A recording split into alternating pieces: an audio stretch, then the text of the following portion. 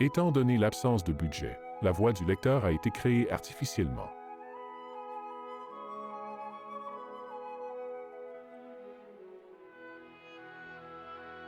Ce documentaire n'est pas une production de l'équipe du Jardin botanique de Montréal.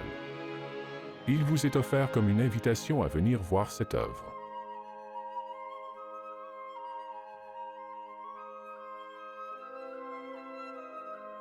Le banc des amoureux est ici près du restaurant, côté ouest de la grande porte d'entrée, dans le jardin des Vivaces.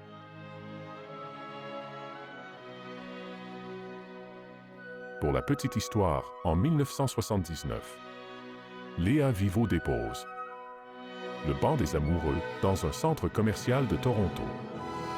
La sculpture choque une partie de la clientèle, ce qui conduit les responsables à la faire enlever. Le banc des amoureux est une création de Léa Vivo. Le matériel utilisé est du bronze coulé.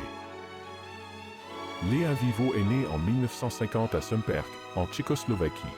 Elle vit et travaille maintenant à Glenbourg, en Ontario. Elle est diplômée de l'Ontario College of Art.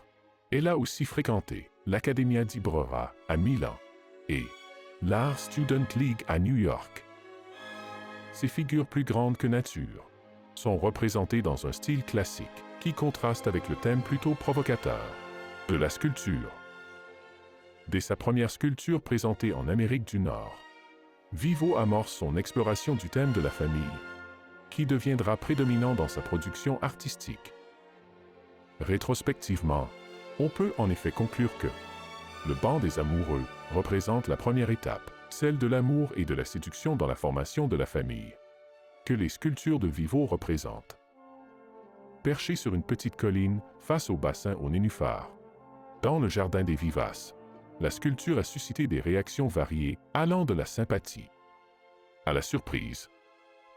Cette sculpture en bronze représente 3 personnages assis sur un banc. Un couple semble absorbé par l'intimité qui se crée naturellement entre eux. Tandis qu'une troisième figure, vêtue d'une jupe, détourne le regard, projette l'ennui et la solitude.